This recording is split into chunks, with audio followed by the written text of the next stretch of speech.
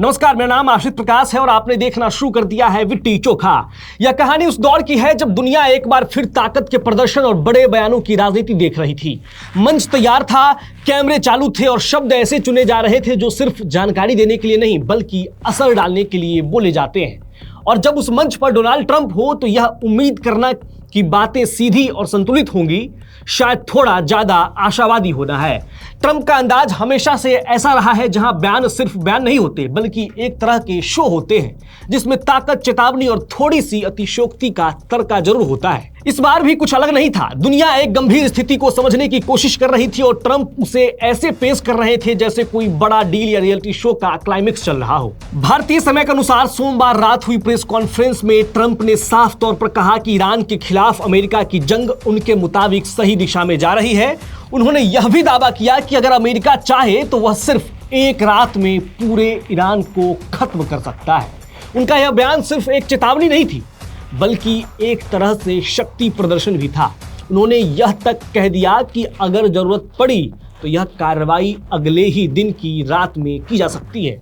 इस तरह के बयान ने साफ कर दिया कि अमेरिका इस संघर्ष को लेकर कितना आक्रामक रुख अपनाए हुए है।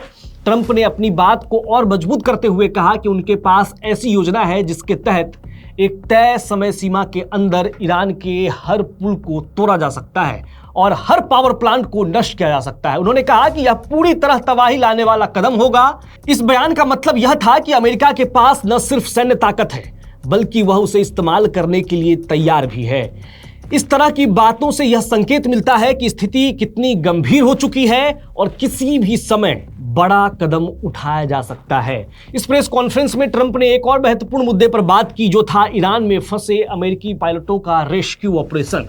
उन्होंने बताया कि एक पायलट को सुरक्षित निकाल लिया गया लेकिन दूसरे पायलट के बारे में जानकारी लीक हो जाने के कारण स्थिति और जटिल हो गई।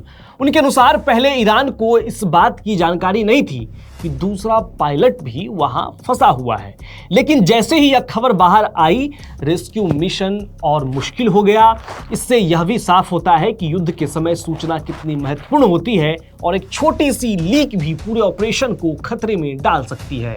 ट्रंप ने इस बात पर नाराजगी जताई कि यह जानकारी मीडिया तक कैसे पहुंची और उन्होंने कहा कि जो भी व्यक्ति इस लीक के पीछे है उसे खोजा जाएगा।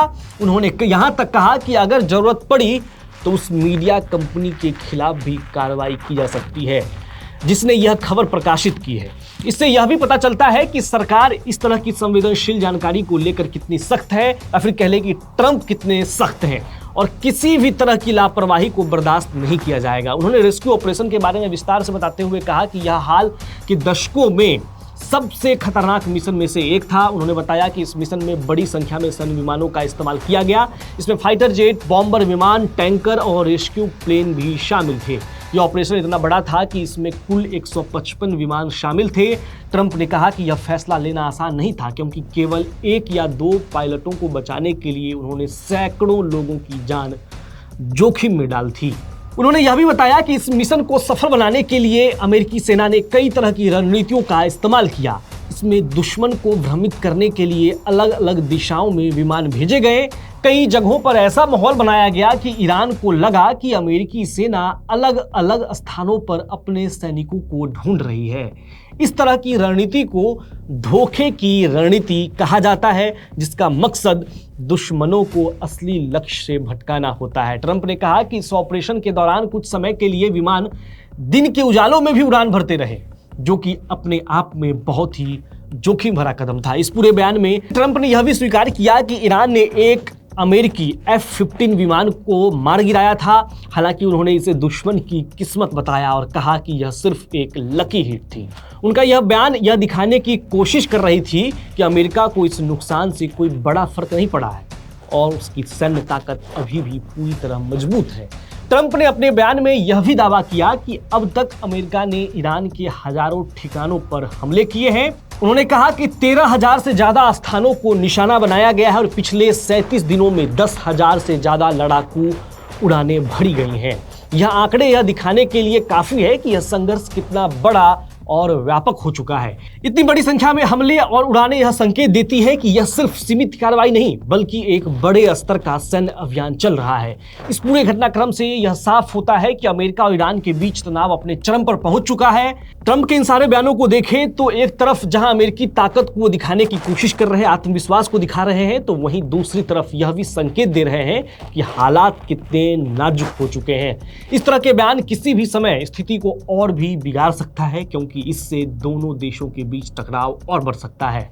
इस कहानी का एक और महत्वपूर्ण पहलू यह भी है कि इसमें युद्ध के साथ साथ सूचना की भूमिका बहुत ही महत्वपूर्ण होती है। एक छोटी सी जानकारी का लीक होना पूरे मिशन को खतरे में डाल सकता है, जो ट्रंप के बयान से पता चलता है और इस पायलट रेस्क्यू ऑपरेशन से पता चलता है। तो आज की इस रिपोर्ट में मैंने आपको यह बताया कि अमेरिका, ईरान और इजराइल के बीच चल क्या रहा है और ट्रंप का भाषण, ट्रंप के बयान, स्टेटमेंट क्या इशारे कर रहे हैं। यानी कि ये जो युद्ध है पश्चिम एशिया में, ये और भी तनावपूर्ण हो सकता है और अगर होता है तो ये दुनिया के लिए बहुत ही घातक होगा। आप बताइए, आप क्या सोचते हैं इस युद्ध पर? हमारी इस रिपोर्ट पर अपनी राय कमेंट बॉक्स में लिखिए। चैनल को सब्सक्राइब कीजिए और देखते रहिए विट्टी चोखा।